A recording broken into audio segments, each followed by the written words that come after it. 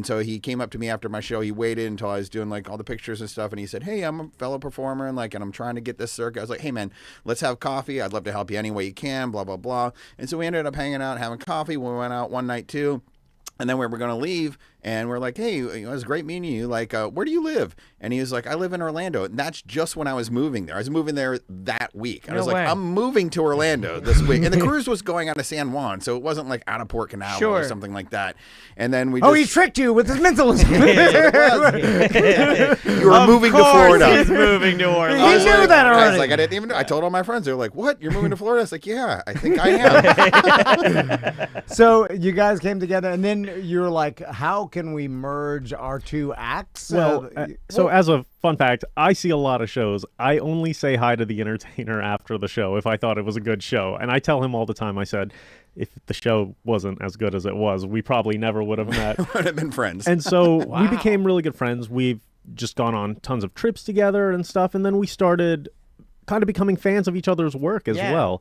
And I think that oftentimes people come to my show, and one of the things that interests them is they kind of wonder, what is the human mind capable of? Like, how far can we stretch this? And with Charles, you see the action comedy and everything, and you think, what is the human body capable of? Right. And so Mind and Motion kind of puts all of that into context and shows it just pushes the limits of everything. So we thought it'd be great to stick them together and make one show. It's awesome. It's an awesome concept. It is really cool because you're right. It's like, what is the human body capable of? And that's Charles' side of. And okay, I want to ask you this, because when I see your guys' talents, I'm like, man, they're kind of different. I'm glad you used talents, because people wing that around now.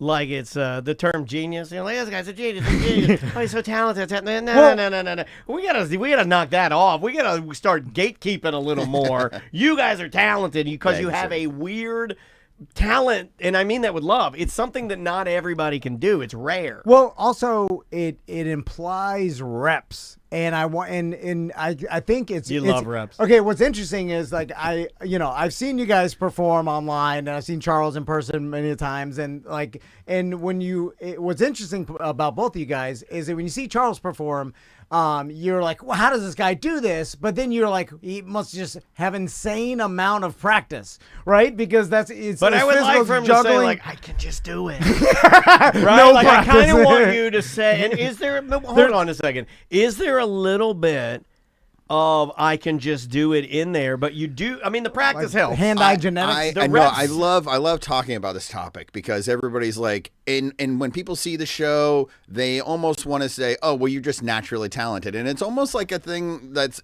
I don't want to say insecurity or something. It's like, well, that's why I can't do it, because this person's just born with that.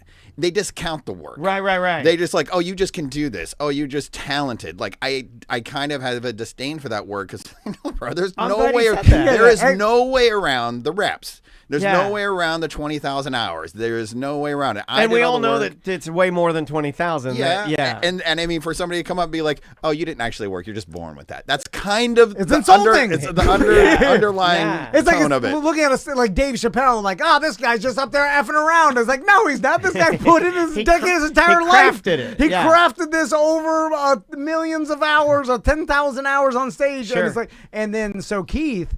So I feel like, okay, that's like it's kind of easy to see, you discount a little bit with talent, where Charles like, oh, he's got amazing hand-eye. But there's also 20,000 reps. But Keith, when people see you on stage, I often think they discount the reps. And then it's because there's an element of reps here. Mumbo jumbo, man. Or it's just like, it's almost like, so what do you think about that? Is like the reps is very important to your abilities and talent too, right? Yeah, I have lots of thoughts on it. So I actually started when I was 11, as Charles mentioned. I got it wrong. When I was 14 is when I was doing shows in bars and pubs, and like you said, they'd walk me in, walk me back out, and it's interesting with magic, right? Just as a blanket statement, because mentalism is a genre, like a sort of a subcategory in magic. But magic is the only art that people work really hard for you to not see what we're doing. Yeah. And so I started with that foundation, but then I also went to college and got a degree in psychology and criminal profiling. After that, I studied body language. Which one of us is more the criminal, me or Tom? You know. Yeah. And so it's definitely all of that put together, but I think I get a mix after the show. People come up and they say either, they give me the credit for putting in the work to learn these things, or they think it's a gift or something like that. And so during the show, I don't make any claims. I also don't make any disclaimers. I'm not saying like I'm psychic. I'm not saying that this is all BS, but I just want people to kind of come and make that decision for themselves. Right. Yeah, you're not going to take that away, too. It's like taking away the magic from the audience. Why would you do that? And that's part of why the show is entertaining. And Keith, I got to ask you this, because like ever since O's started becoming more and more popular, I become obsessed with mentalism. And like, well, it's also, it gets in your mini documentaries. He calls TikTok and Reels mini documentaries to make himself feel better. So I don't, but yeah, it's in our algorithm. We get a lot of magic. And I know that it's like a faux pas. You're not going to do this because of professionalism, and you're never going to call out another mentalist and even guess how they did a certain thing. But I become obsessed with figuring out how O's guessed Joe Rogan's pin number. It's literally occupying so much of his time. And you don't have to Every tell me. morning he I know ponders you it. know. I know you know. But there's this new theory that I found deep in the internet, right? Because it's hard to find others like me that are dedicated, have dedicated their life to figuring it out. And dare I say, the most unhinged answer for how this was pulled off. It's the only thing I care about. It's very wild. Oh, you have a theory. He has a theory. Oh, yes. Can he present it to you guys? Oh, I've got lots of theories. Okay, Charles is all in. Yeah. The juggler's like, do it. And maybe off the mic, it's a different time. We'll be like, oh yeah, you're right. All right. So I'm like, because I feel I've heard this one too. Also, this isn't just something he made up. This I'm so is other curious. people. This is something that other people are actively pushing into his algorithm. And this is why I don't mind saying this in front of Keith, because Keith is so fast on it. There's nothing I could say to Keith right now because he's so mentalist can never be thrown off. He's already off of our interview right now. He's already living his life after the interview. He already knows where I'm going. Yeah, He's that's why he knows where you're going. He's already there. He's sitting there smoking a cigarette waiting for you to show up. Get out of my head, Keith. I know you're in there. I'll never insult you because you're too fast for me. Anyway, so this is how he did it, I think. So I think O's. And this sounds far-fetched, and it sounds like I'm a crazy person, right? Because that's why I like it so much. I can't wait for you to say it. So he got a time machine. No, it's right under that. It's just under that. It's just under time machine. I think Charles is in the algorithm. I think O's a brilliant man, and then he is. Great showman, and he knows like one of these mentalist illusions that I could do on one of the biggest shows. If it was so confusing to everybody, like it'd blow my career up. Like so, that's worth like what he did on Rogan is worth what would you say $500,000 in marketing? More than that. 5 million and what are you gonna pick? Oh, and that's you know. Hold that up to, right there. So people can say, put your camera on. Oh my God, you do know. Yeah. Oh, he's really in the algorithm now. No. Now I feel a little nervous. We're so close to it now. I feel like we're a little too close. So I don't feel like I should be this close to it. If I'm O's, right, I can put myself in a mentalist brain, right? You're more like he's more like the cereal O's. O-H. Yeah. It's delicious cereal. I'm going to hire multiple private investigators to follow Rogan around, and eventually he'll go to an ATM. And then when he goes to the ATM, I am just going to peek over his shoulder and look at it. And this could be months earlier. Yeah. And they're going to do this with as many, Good Morning America or whatever else. And just an army. How long have you been tracking Joe for this one appearance? That's mainly my business, is private investigators and organizing them to go out and find information. And you use all the things that they bring you, the data for your illusions. Yeah, the data for my illusions. And then once I get the Joe Rogan booking, I'm like, I got this already. That Keith is looking at Charles like when you're getting something so wrong that people look at each other and they're like, get a load of this idiot. You're an expert body language. I am. I'm pretty good at it. I'm like, look at these guys. They think we're idiots. Look at their body language. Yeah. Because then during the actual interview, I'm like, all right, Rogan, start thinking of some numbers, and then I pretend to look at his links and then look at like, and then I say certain things, and I was like, oh, that's a telltale. But that's the song and dance. All I'm a tap private dancing. investigator. I have his PIN number. I had it for months. Yeah. Everything, and then I'm hoping, I'm like, oh, I hope he didn't change it. He's too rich to change it. He don't care. Yeah. Like he didn't even know how much money's in his bank account. Rich people yeah, don't he care about does. security. No, So that's your theory. Private a team of private investors. Not Hey, just an one. army. An army. Okay. I heard army. So I miss Charles. Charles, he fits in here like he gives us just enough rope, and then he just sits back and is like, "Look at these idiots. Look how stupid they are." am I even close, Keith? So I would say that we all have our own methods and ways of doing things. And I heard two parts to that. I heard the private investigator, let's call it legwork side, right? Okay. Which, I mean, that's highly impractical, right? The chances of that. But the second part that I heard... You gonna take that? You just got insulted by Keith Kong. He I just told you you're an didn't idiot. say it's No, impossible. yeah, I said exactly. highly impractical. But the second part was kind of baiting a Joe when you say, like, we're going to have you think of some numbers. Let's say maybe a PIN code number or something like that. And then kind of like implanting the thought for him to get on that path. And there's definitely some validity there. So, for example, before we started here, Dan, Yeah. I had asked you to imagine that you had a die, right, Yeah. in your He hand. said, "Imagine you have a die in your hand and you roll it on the table." Yeah, I saw him doing it to you, and then it was awkward. I was like, oh my God, he's doing the yeah, mentalist. yeah, yeah. Well, no, I have to small Did you talk or see me? beat I was you. like, I mean, I like literally been Dan just started levitating. It was crazy. No, but Dan, you rolled this die. It was an Yeah. imaginary die, and you came up with a number. What number did it roll? I rolled a 4. I cannot tell a lie either because I love magic so much.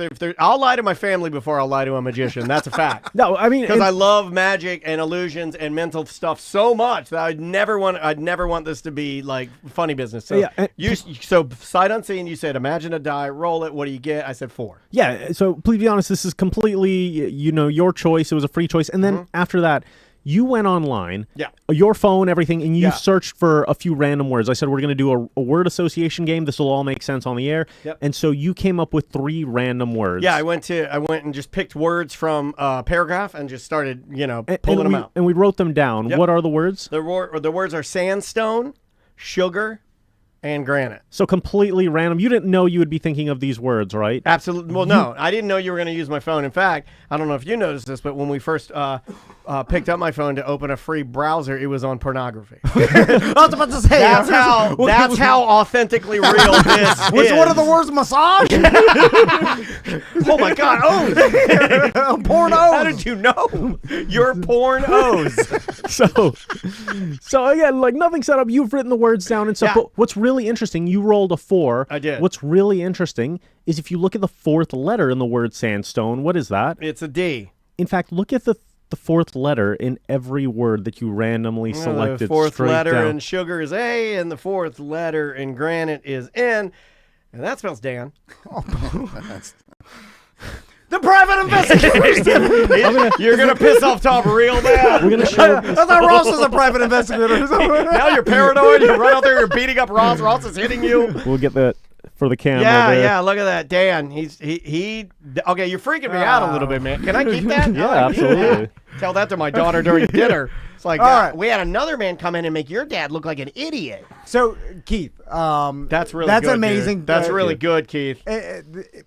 So we're selling tickets. People love January they love that 11th. kind of stuff, man. I freaking love it. And this all comes back to you and I hating our jobs, and we would spend thousands of hours looking at mentalist videos and tricks and just jugglers and the rope trick and like feats of strength, and people are awesome, and we just became obsessed with it. So, okay, Keith, let's talk about the psychology behind all of this. Because, and I've made jokes before where they're like, I know the easy. Oh, you made psychological- Melissa. Melissa, our video editor, she's a simple-minded whore. Come on. And she is wild right now. You brought fire to the village, and they've never seen it before. She's losing her mind. It's Christmas time. Wait till you see the show. This is just the beginning. I really. think we're all going to go. I think we're going to try to stack some tickets and head on down there. So, how much is it like the implanting certain how dumb are humans, Keith? Oh, no. I think that's a great question. I think that's a really good question. Because how easy is it for him to do what he does? Yeah, like the human brain. Well, he just made me spell my own name using stupid words from the internet. So I mean, how dumb am I? Like, is it an aspect of you kind of understanding how the human brain works for the majority of people, and then playing with that because the subconscious, like I've heard neurologists talk about how our subconscious is constantly working in the background at all times, and then we only know like our consciousness as we know it, but the subconscious brain is doing all these things, and like some of it's evolutionary, some of it's just like based on like other calculations to keep us alive, and then you knowing about what the subconscious brain is doing and then tapping into that. Is there something like that? Yeah, so I can't give you the percentages, but yeah, like a lot of that's accurate. Have you ever heard of the test with a hot water and cold water pour? No. But I did put his hand in warm water, and he peed that couch you're sitting on. A whole different trick. No. I pee every time. Yeah, that's how dumb I am. Yeah, he's 100% a peer. So I think that people are better at reading other people and situations than we give ourselves enough credit for. And there's a study in psychology where you can actually find a video on YouTube or something like that, but you can tell the difference. If I was to pour from a kettle cold water and you just listen to the sound, and then I poured hot water and you listened, you could tell me the difference just by hearing the pours. Really? And it's something you don't think you'd be able to do, but you can do it. Like I said, find the video on YouTube. They'll do a side-by-side, listen blindly. What's it, just But atoms, the molecules? molecules are moving faster and stuff, but That makes also sense. from an evolutionary point, as you mentioned, Tom, hot water, like scalding water, could be dangerous. And so we learn these, like our brain makes shortcuts. It's the reason we find faces and patterns of randomness, because if that was a predator back in the day, like you need to pick up on that fast. So Oh does it my kill God, you? you talk about this stuff. You're like dumb Keith Kong. You're dumb Keith. I know. I'm too dumb to do this. You have no idea what But you're I'm opening Pandora. fascinated. Everything you've been saying for like the last 19 minutes is everything he mentions every day, but he gets it all half right. And you're getting it full right. Yeah, I'm too dumb and lazy to actually do it. Oh, me too. Me too. So the brain does make shortcuts and we can exploit those, but then I don't want to like lead you to believe that this is all like we can have these insane superpowers and stuff. Like you can get superpower adjacent if you really fine tune these things, but that's not to say that there isn't some degree of misdirection and magic in the background. And that's what I love about mentalism, is that it blurs that line. People don't know, is this real? Is this an illusion? Some of it, and like if so, which parts? And I love that, because to me that's the magic. Like that's the real thing. Yeah. It's not a magic show where there's willing suspension of disbelief. You go in, you're like, these are illusions, I'm going to put that aside and just enjoy. Here, there's that uncertainty, which makes it more fun. Charles, you ever get tired of hanging out with these guys? They're like, you're messing with your brain and stuff, and you're like, look, man, I'm a super athlete. I just want to do my tricks. I want to show these kids. Look, I'm going to play some Bach on the piano with these balls, and get out of my head. Get out of my head, man. That's great. And the one thing is like that he can perform anywhere at any time. That's it's just true. like, okay, you can break out and just like all of a sudden a party's happening. Yeah. I'm just like, well, I need the right ceiling height and I need my props. True. And It's I very can't specialized. do this, Yeah, but you like- could juggle anything. If you I could juggle could. those pillows if you wanted to. And, It's a little and monkey I still trick. have the juggling bags you gave There me. you They're go. like a prized possession of mine. They have his logo on the side of them. Yeah, They're by yeah. my bed. When I get stressed out, So you It does help play because with you- my balls by your bed. I do. What's- But it what's- refocuses. You know, it does. If you have an ADD or you like you. It actually is actually therapy for It works. It actually will put your brain into a brainwave state that's actually very similar to meditation, like deep meditation, Yeah. like experts, and they're using it to cure like Alzheimer's, cerebral palsy, things like that. And it's the only thing that's ever been shown to increase gray matter, which is a new connectivity, like neuroplasticity in your brain. Sure. And so it actually has some very unique properties. Yeah, I do. I love juggling. I'm like I'm a basic guy. I do just basic juggling. That's but it. If I'm upset, if I'm irritated, Because it if I forces pick up- you not to think about anything, does. just like meditation does.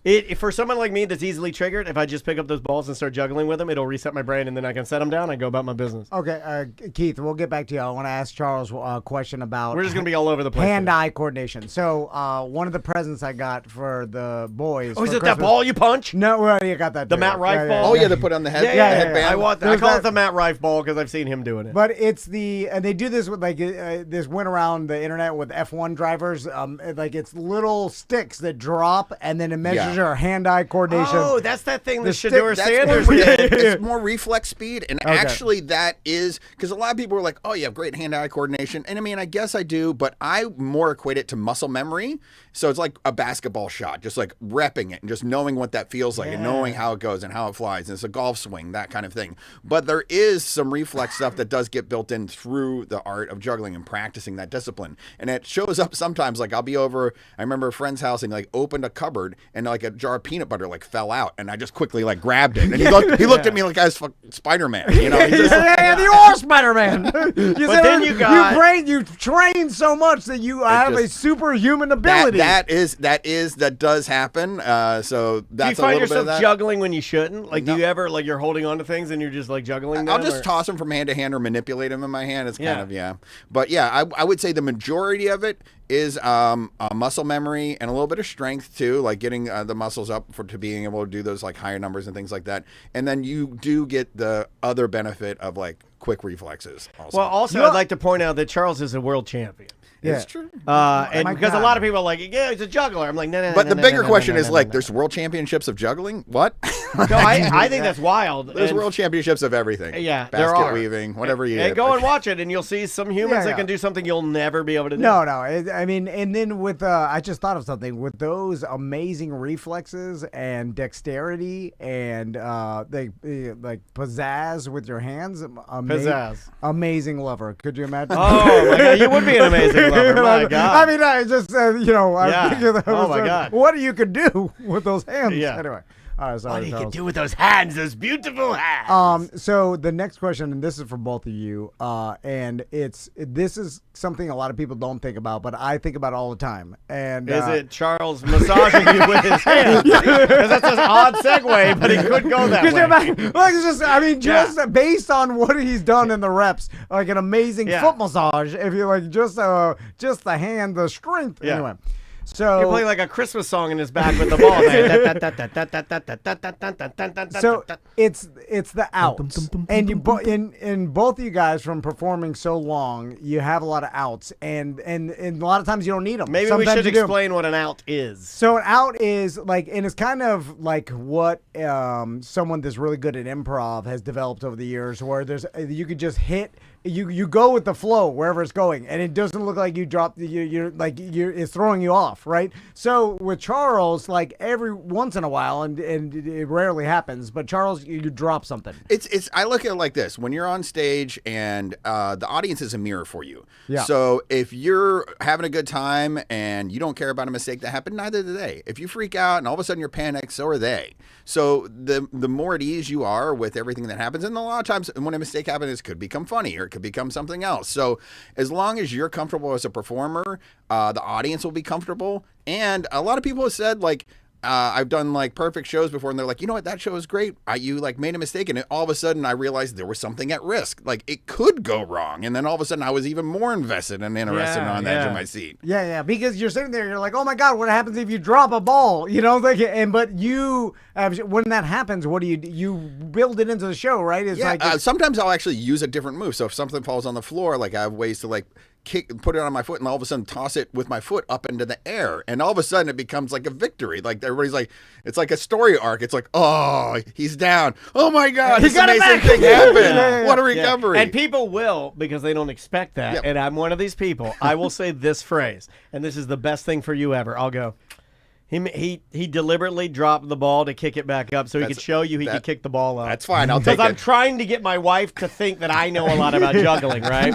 You do this too. Oh, Where yeah. you lean over your elbow, you're like, you see what he did there? He pretended to drop it so he could kick it back up. But you didn't. You did drop it, but then you're good enough to do it. And then And then there's fakes. Like there's yeah. some stuff like I'll like mess a trick up, or I'll basically do a false start. I'll throw a couple and be like, oh wait, that wasn't ready. Oh no, I can't do it now. And I'm just basically milking it, because if I just quickly did the trick, there's no suspense, there's no build up, and so Also, it's easier for it's you now, foreplay, right? like you say. It's You know how to do it. it's a foreplay. Yeah. He's doing something that he's- you never even imagined. Kissing my neck with anticipation. He's got such the finger strength. Anyway, so Keith, let me ask you this. So on your side of things as a mentalist, How are your fingers? I- sorry. That was good on tongue. that was on the list. Yeah. Fast fast tongue. All right, I'm sorry, I shouldn't have said that. You know what? I'll cut that out. I'm sorry, Keith. So when I see mentalists, and tell me if I'm wrong about this, but I'm watching them go through the thing, and I'm trying to figure it out the whole time. This is torture.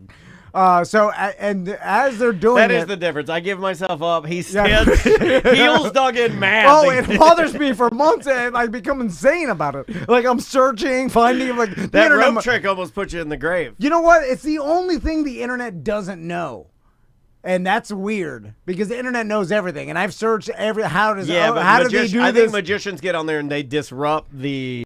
Something's happening. I think they The do. mental is Like I think they get in there and they're like, "Look, Look it up." Well, two can play that game, right? If you can put all the information online, you can also Yeah. put all bad information online. Search for hours how they found Joe Rogan's PIN number, and you'll get a private They investigator. just drop in like a dozen red herrings. You know what? I cannot tell a lie. If you do search, how do they get Joe Rogan's PIN number? They will say There's it's no an army of PIs. There's no definitive. There's the fake thumb. Anyway, okay. I've had people come up to me like days after a show and they'll say, you know, I Googled that thing and what I found was not what you were doing. yeah. Because it's all there's also there's different ways to do it. There's so many different ways, and then like, That's the best part of Penn and Teller Fool List, though, when yes, and they do a good job of protecting, but also like opening a little bit of the door. The wording is beautiful. They're like masters. I at, love like, that's my favorite part yeah. when they have figured it out, or they may say something like, and then they'll be like, but is it through the this, that, and that? And they'll be like, no, it's not that, but I think you're doing it through the this, and they're like,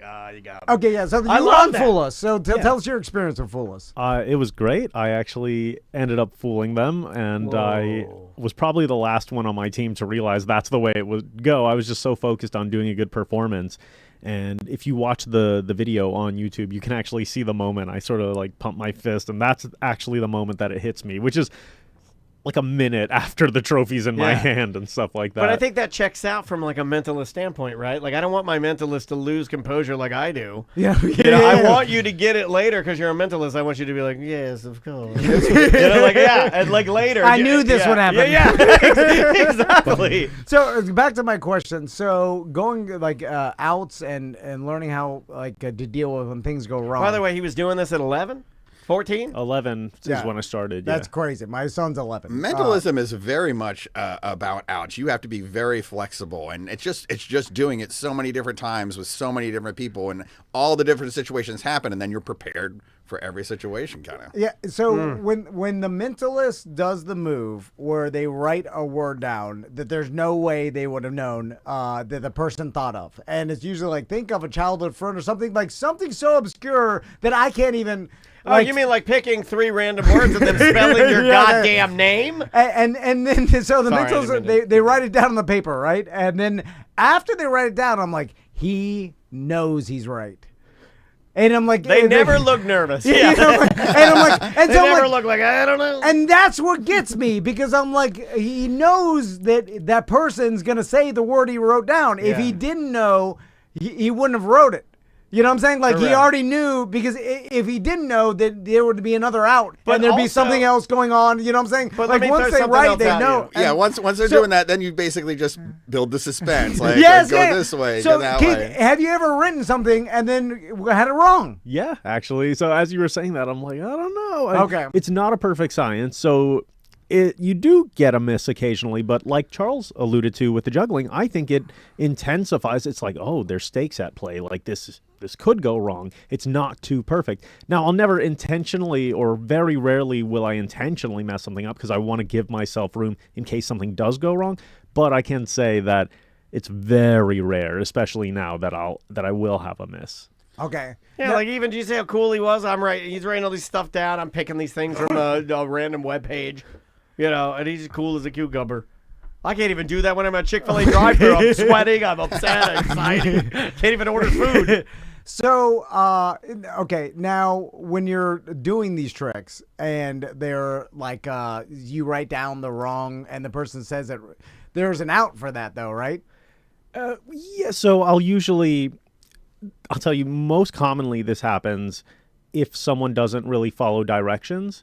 And I remember I love it. It's their fault, and you should shame them. well, so I remember like a clear example comes to mind where I was doing an award show and I gave her like instructions and I said, think of a word or something. And then it was like, I was writing it down. I was like, does your word begin with the letter H? And she was like, yes. And then I'm like, okay, I think I'm on the right track here. And I write this word down, and I'm like, and what is the word that you were thinking of? And she's like, injunction or something like that. And then I said, oh, I thought you said it started with the letter H. And she was like, oh, that was the At other least you word. can shame her on stage. Right. In that case, I mean, Yeah. She led you to the wrong place. She was like, oh no, that was the other word I was thinking of. And I was like, what are you doing here? And What's the real word? It starts with the letter I, like idiot. so I kind of like made fun of her a little bit, like lightheartedly. And Sure. then I said, okay, here's what we'll do. Clear your mind. Think of this.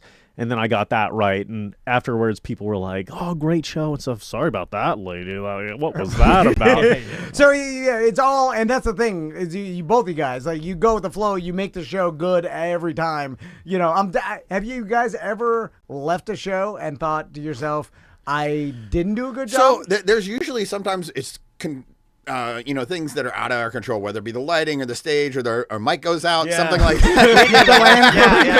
Yeah. Just know if you're working a Tom and Dan event, there's a 62% chance your equipment will fail, rendering you a fool on stage. So And you will have to use your sophisticated outs to not look like more like a fool. And you'd be mad that you worked with Yeah. the other fools. Yeah. And then you'll go back to yell at us and we're drunk. And so most of the time, those things are usually only perceptible to me because I know my show frontwards and backwards. And so what seems like something that happened to me is usually not perceptible to the audience. So if anything, when a show doesn't go well enough, it's just for me. Because I'm like, okay, this is a standard. Sure, I missed the mark by that, but they don't know. So it's just, and they've never seen the show. So everybody has a great experience. That's all that matters. And I don't want to. I told bits and pieces of this on the BDM show, but when there were other instances we were talking about earlier about a magician working, and there are times when because you and I think we are very special in that, and this is one of the cool things about our job is that I am special.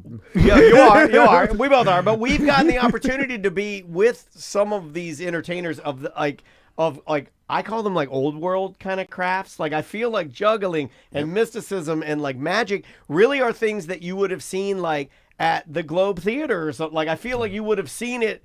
And because it's real humans, right? Like, and I know that everybody's AI'd out right now. This is real human stuff, man. Yeah. It doesn't get more human than this. This is the kind of stuff that, like, when I see it, I get like really into it. So I don't know. Like, I just feel like everybody. This is an amazing thing to do during the holidays or coming out of the holidays. Yeah. Is to go and see this and sort of celebrate the cool stuff that we can do naturally as humans. But my point was, this magician that I'm talking about, things were failing around him constantly, and he still did a perfect show. Yeah, no one would have noticed. No one would have ever noticed it. Now, behind the scenes, backstage, I'm watching some of his stuff fail, but it didn't matter because he had so many different ways to do his stuff. It didn't even matter, that's so impressive, man. So, Keith, a couple more questions real quick before we run out of time. You got time, And again, get your tickets. It's at the Dr. Phillips Center, January 11th. In the Pew Theater, right? At the Pew Theater. It's a great room. Great room. Not a bad seat in the Probably house. the best room to see. I would see this kind of show. Yeah. Probably the best room in Orlando to see it. Yeah, and this, and if you got a little older kids like my 10, 11, perfect age, Perfect. and you could bring the family. It's a great show. Bring grandma. Yeah. Bring everybody. Or a great date night.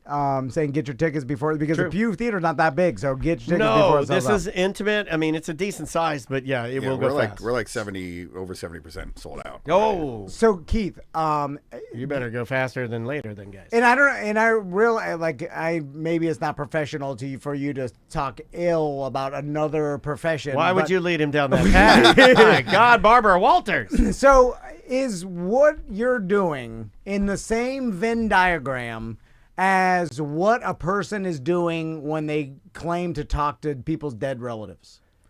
It's not the same, that's for sure. I mean, maybe there's some weird overlaps, but I don't talk to the dead. I mean, I do. They don't talk back. No, what I'm saying is that's read. That's a great answer. As this person's talking and telling a bunch of things, like I see, like the people that claim to talk to the dead relatives, they go on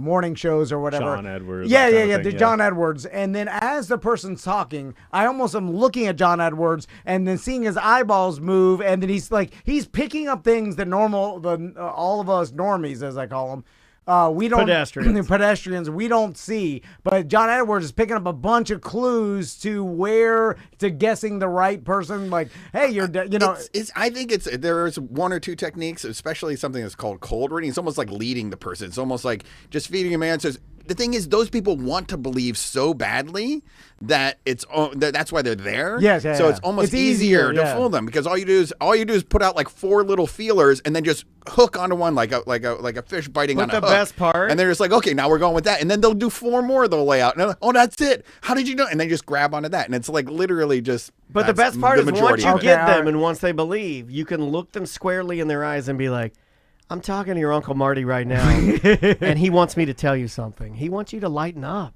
He wants you to give yourself some grace. You're doing your best.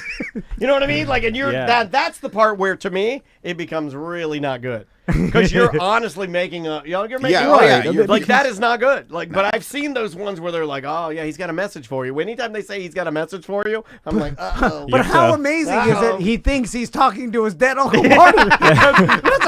Impressive. That's a pretty cool Saturday. You're like, I talked to my dead Uncle Marty today. This guy talked to him. He said he had a message for me. But the message is always behind a hefty paywall. Yeah. Well, you're not an idiot, Keith. You got to come on. You want to talk to your Uncle Marty more? You know what you have to do. Give me your credit card.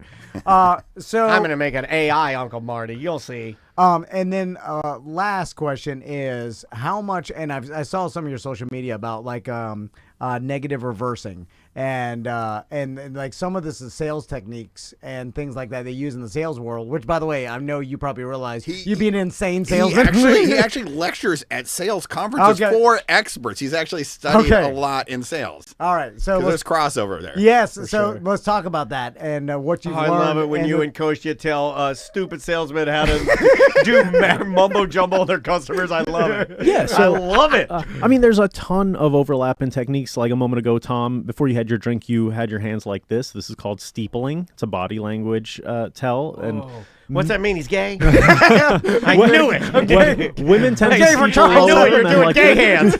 But it's just a sign of thought. And so, like, in a sales situation, we talk about bonding and rapport, matching and mirroring, and I'm looking for things like that. Okay. But then it goes further into communication, things like tonality, word choice, and like we said, body language is part of communication. And influence. Like, there's definitely a lot of overlap, and I enjoy it. Like, ethical sales is based on modern day psychology and client-centered therapy and that sort of thing. So it's just understanding the problem, because if you're ethically selling something, you're only going to sell it if that addresses a problem that the prospect has. And so, yeah, I could just nerd out on the sales stuff all day. Can you help us manipulate our clients into giving us just a little bit more money a month? I'm not kidding. I'm like this is as a small business. Can you come in and we hire you to teach Tom and I? I know how to do it. I know how to do it. Because can we do that? Keith has already taught me through. We're looking through social media all day. Oh, and that taught you. Okay, great. You go to the client, right? Okay. Like, say I go to Dr. Powers, and I say, oh man, don't use real clients in your example. This is Mo Do It. Having anxiety attack. You guys are giving me mouth to mouth. I'll use Mo Do It. All right. Not our biggest client. This guy's crazy. I'll go to Mo, and I'm like, I know you don't want to. Ross, help me. Help me hold him down. Keith knows it. He'll tell me if I'm right. I'll go to Mo, and I'm like, I know you don't want to give me more money a month, so let's just put that to bed. And then they immediately say, wait a minute, you don't tell me what to do. I tricked him. That's the negative reverse that you're talking about, right? I mean, and I would even double down and say, see, I told you I will nerd out on this, so I'll take the question seriously. Well, we'll go through it. But I didn't even know you guys are coming in today. I'm so freaking happy to see you guys because I love you guys, man. This is like my favorite type of show.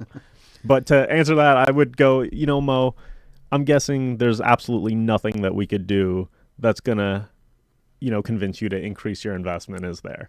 And I've gone so far negative, absolutely no possible way that you would even consider, right? Like, it'd be silly to even ask. And that's absolutely correct. Then you're receiving my message. I'll say, I'm already regretting how much I'm paying you now. No, and maybe don't even put that out there. And maybe that's the answer, but at least right? Because salespeople don't always deserve the sale, but they do deserve clarity. Would you rather get a no sooner or later? Yeah, Tom rather get it later. Well, right? You like to wait. Oh, push the nose back. Yeah. Salespeople spend 80% of their time on follow-up, so I want that no sooner than later. But because we're contrarians by nature, it's in our nature to say no. So if I go so far negative, he might say, well, I mean, I'm not sure, like, I'd never increase it. Maybe if there was value, oh, interesting. Like, tell me more. What kind of value would it take? And then you whisper, now you're I'm in the whispering to Tom, conversation. I'm like, Mo's doing gay hands. He's doing gay hands. Get him going for the kill. All right, so okay, absolutely last. You almost question. called him Mo. That's how tired you are. No, last question. So, Keith, is there anything that O's has done on social media that you can't figure out? That's a great question. Yeah, absolutely. Like I said, we all have our own different methods. I'm sure there's plenty of things that I do that O's wouldn't do or know where to start on. But I think that's what's great. Like, Yeah. you can see O's. You've probably seen a ton of his stuff. But come and see the show on January 11th. You're going to see a ton of new stuff. And it's so audience interactive. It's different seeing it live, Yeah. too. I'm Yeah. going to put that out there. I get that all the time. YouTube is great.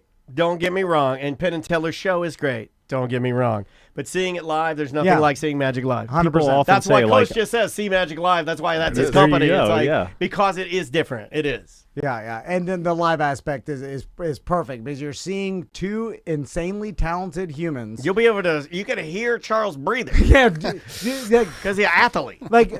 performing in front of you, something that took an insane amount of time and Yeah. dedication That no one else in Orlando can do. Yeah. I would say that. Like, there's to- no one else in the city that can do it. To see humans perform a skill that took an insane amount of dedication and time to learn is always impressive to me, and it'll never get old. It'll never get taken by AI or be AI. You know what I'm saying? Like that's great. Everybody's like so worried about job security and everything. I'm like, I'm actually pretty good right now. Yeah. It's like what we do is offer a human experience. It's like the anti movement of AI and everything like that. I And kind of so- get an icky feeling. Like, I use a lot of AI, and it is extremely helpful in certain aspects. Yeah, absolutely. But it leaves a film on you. And the best way to get rid of that film, to me, is to buy your ticket to see something like this, to get that human have an experience cranking. all the energy in the room too. All these other people sharing emotions. Like it's will never go out of style. It'll never lose value. Very cool. Well, you're saying that, Charles, because AI is not after your job. It's after the lazy people's jobs like me and the rest of the goddamn population that's too lazy to learn what you guys learned because But we're it stupid. takes too much time. Here's the beauty of us, though. We're so stupid that we lose our jobs to AI, and we're like, we'll become jugglers. Not gonna happen. It's not gonna. Too old to learn it. January 11th at the Dr. Phillips. Get your tickets now. Scoop them up because, like Charles said, they're going quickly. So if you heard this and you want to get your tickets, get them now. Keith, thanks for coming by, man. Yeah, thanks for We having have we put a new one in our mental list. Yeah, I How know. many different magician, mentalist, and like juggler type people? We know a lot. You guys are my favorite people to talk to, Me by too. the way. Like, Me too. I'm at home with these guys. And I'm your least favorite person to talk to. Yeah, that's true because you're like, I know how you did that. I know how you did that. It was I a know how you horrible did that." relationship to have. All right, we'll see you on Monday. Great job, guys. We're still on Twitch and YouTube, though, because we run the stream all day. What's up, Ross? Keith, that was so good, dude. Thank you so much, man. Pleasure meeting you, too. Yeah, Thank you likewise. so much, Our man. show's kind of all over the place, so sorry about that. A lot of screaming, a lot of yelling. Keep the energy high. Yeah.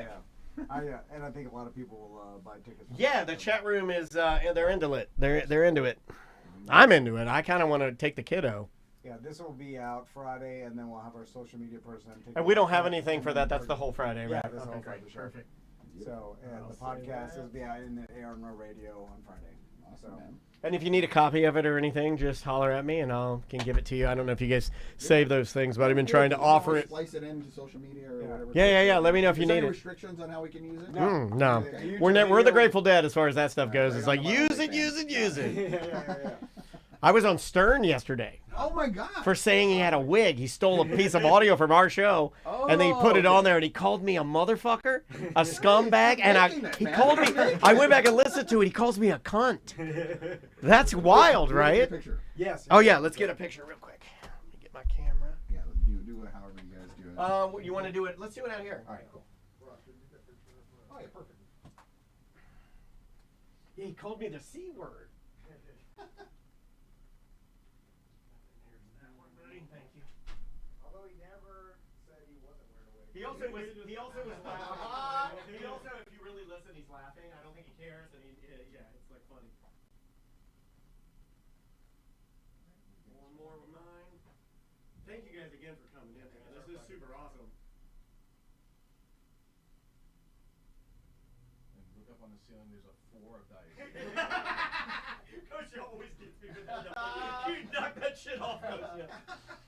Like in my wife's this is yours. Sorry. In my wife's bathroom, Coach did that gimmick, and so she took our old studio, what used to be my house.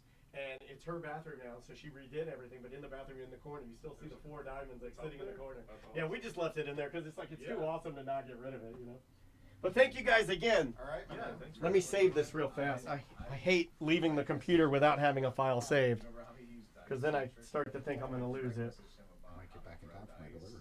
Have a wonderful holiday, y'all. You too, man. Merry Christmas, Happy Holidays, Happy New Year. 27. Yeah, you'll probably see me soon. Yeah, you'll see me then, but you might see me at the January thing too. Yeah, so we sent you guys an email. I think it went to Tom for some comps for the show. Oh, wow. So, Well, I'm interested. I would love to go. We got him. Wow, I'm not sure what a if nice you're thing. Thank you, before guys. Dr. Yeah, Phillips, thanks for- because Dr. Phillips has had some media stuff, and we got a relationship with Dr. Yeah, Phillips. we work with those guys. And they offered us a pair of tickets Oh, did that show? to the show. Yeah. Okay, when was cool. that? That was like 2 days ago, Monday, right? Was that you? That was me. Yeah. Oh, okay. So I didn't even know. I was like, Dr. Phillips giving shows out? Well, it's because Okay, the that girl was we you. were working Okay. with, she works at the Kravitz Center and used to work at Dr. Phillips, so it's her template. She's the one that was like, send them this. Gotcha. Okay. Yeah. All right, Gotcha. So that was you. So because sometimes Dr. Yeah. Phillips will send it out, give us like media tickets to shows to Yeah. talk about, It's like, hey, and I was like, oh, Tommy fucked up, just on it. you know, I just assumed. So Keith, Yeah. thank you so much, man. I appreciate the show. Thank you guys. Thank you. I'll see you. hopefully Yeah, on the 11th. we'll see you soon. Absolutely. For sure. I appreciate it. Cheers, guys. Have a good rest of your Wednesday. Yeah, just reply to that email. Let us know. How Okay, perfect. All right, thank you. That was really funny, dude. That was great. Yeah. Reply to that email with Dear Dr. Phillips. You know, I have to have because I'm too busy. I'm like, Just write back, gimme. Don't even write where it goes or anything. Just gimme. Well, I'm just meeting Craig, by the way. I needed to see Craig. Oh, that's fine. Well, you can do the show. Dude, make yourself at home. Do the show with us. I got nothing going on. You can use this as your remote office like a cop if you want to, like a 7-Eleven. If you want to swing through and use the red phone and piss, you're more than welcome to. Yeah, you guys, we should probably all go to that show. That was a good I think a lot of people want to go to this. If you guys want to go, we should all go and just all sit together and make it a big, fun time. Because I rolled 4-2 on my mental die. did you really? Yeah. Interesting. I wonder if that's the trick. Yeah. Ross might be onto something because it starts. That's the trick. There's one thing I did read is that the trick starts sooner than later. So whatever he does in the beginning is typically more important than what he does as it extends. You know. Yeah. So, okay, But I don't know how he did the fucking Dan card one. Do you know how he did the Dan card one? I can guess. You want me to guess? Well, okay, yeah, you can. I mean, So I would imagine he knows the web pages and maybe has them memorized in some way. What I So was picking what from? web pages did he tell you to go to? Straight Wikipedia. Anything you want. Anything I want. So. So I went to Wikipedia, just so the listeners know. I went to Wikipedia. He, like, the front page, he goes, scroll down, pick a word. I scrolled down and I found sandstone was on there. I clicked it. He goes, after sandstone, he goes, pick a word. I picked sugar and then I picked granite. But it's all different pages because once you click a hyperlink, it just goes to a new page. Then you just scroll and find all the different hundreds of hyperlinks. You just pick one. Okay. All right. So I don't know how he did it. It's pretty cool, though. That's one of the cooler ones that I've seen. The randomness of it, it has to be that the randomness isn't as random as we think. Because the Wikipedia is a misdirect to make us all feel like it's an endless sea of words, but it's not. Do you see what I'm saying? Yeah. No. Wikipedia is important to the trick. But he would hate that I'm doing this because this isn't typically what I do. He probably no, but these guys don't hate it because they get off on it because Yeah. they're like.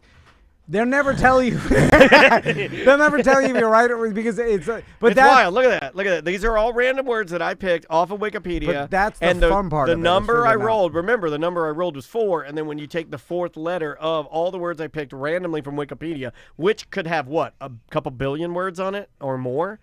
And then I picked sandstone, sugar, granite, and it spells Dan. I'll be keeping that for a while. That's pretty neat. So you just had roll a mental dice and tell you a number? Yeah, he goes, pretend you have a regular dice that you'd play board games with in your hand. I go, okay. He goes, mentally roll the dice on the table. What number shows? And you can tell me. And I said 4.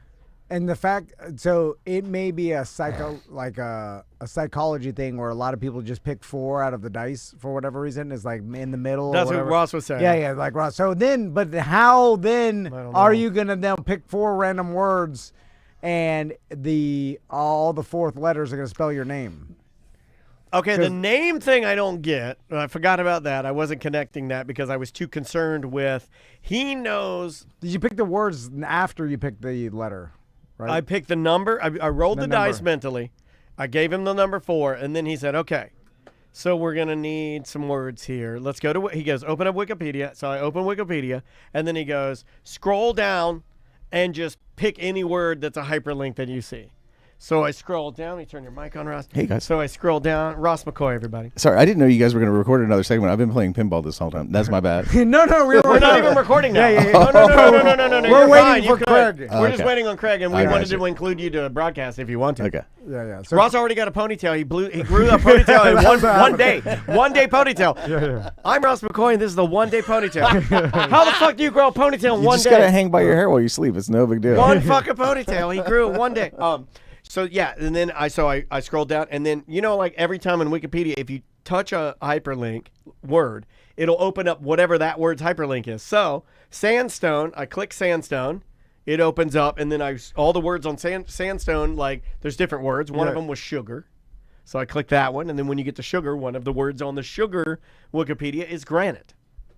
And those were my words. But how we got it back to the number 4 and then spelling out my name. Because you picked 4 first, right? I did. Yeah. Way too much mental Randomness. gymnastics Yeah. to do that. But maybe. He got lucky. Okay, yeah, or maybe. No, he was uber confident. You could tell. Maybe that it was because he didn't say it was going to spell your name at the end. So maybe that was an out that happened. Maybe there's all these different types of outs and whatever it so spells. he may not have even planned that. And Yeah, then it he could be saw lucky. it, and he's like, "Oh, we can end it there." That's the magician's luck. I've heard about that too. Sometimes Well, you hate that, don't you? That's your that number it makes one it enemy. seem more amazing than it actually intended to be. The magician's luck. Because the more we talk about this, and even the chat room is like, "Hold on a second, that's goddamn amazing that he spelled your name from random words." That's magician's luck. And I leaned in, because Ross, you guys know this about me. I don't want to ruin the trick. I want to be part of the show. Yeah. I'm your guy. If any magicians are listening, you need a guy that's gonna not fuck with you. I'm your guy. I love. that's why he leaning picked in. you, not me. I'm the magician's dickhead. The magician's dickhead. That's a thing. That's a thing. By the way, I'll piss all over your Rogan pin theory, by the way. Oh, okay. Rogan deliberately said, he's like, you know what, I'm not going to give you my current pin. I'll give you one that I've used before, but I don't currently use like a lot or something like that. Okay. He was like, I'm gonna think of a pin that I have had, but I don't really use a lot. And the way you get that is like, it's in some database somewhere. So like he does have like private investigators, or he investigates it himself, but he just came across one of Rogan's old pins and a fucking, like, for example, I don't know if you probably too early for you, Tom, but like back in the old days of the internet, you'd sign up for like BBSs, Dan, like bulletin board systems. BBSs. Some of them would be like, yeah, okay, your identifying factor will be your social security number.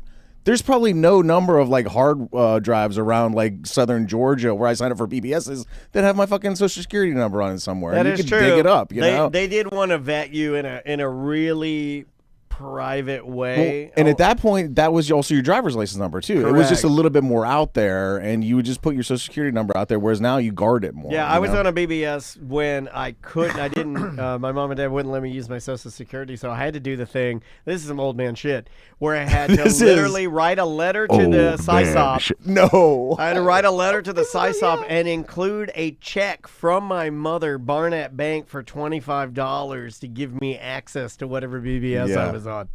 That's some old computer To play bullshit. Legend of the Red Dragon or whatever. That was the game. It was a good game, yeah. That was. Let's play that again.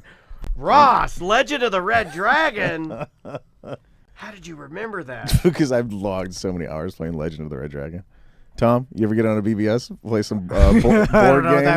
I'm going to do a mentalist trick against Ross right now. Against him? Wait a minute. They're not supposed to be. They're not supposed to be. It's all a bad challenge. spells. Yeah. He's casting a bad spell He's at you. going to use his All powers right. for evil. All right. You just gave. What a tell. He's like, I'm going Here we go. to cast an illusion I'm on going to Roll. write down something right here. Yes. Oh.